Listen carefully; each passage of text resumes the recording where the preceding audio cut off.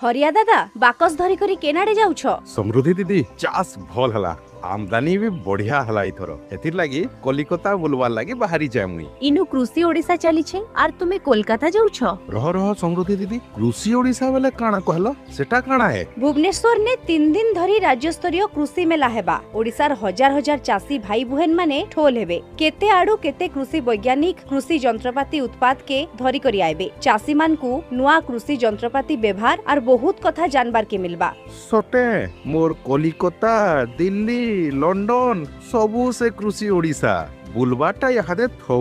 समृद्धि दीदी इ केभुनु आर भुवनेश्वर केनु हेबा कहत? कृषि ओडिशा 2026 जनवरी 22 तारीख नु 24 तारीख जागा बिजू पटनायक खेल पड़िया बरमुंडा भुवनेश्वर। कृषि ओडिशा के गले मोर कृषि ज्ञान आर रोजगार बड़वा आ कलिकता के गले तो हरिया दादा कृषि ओडिशा ने भेट पड़मा से। हाँ निहाती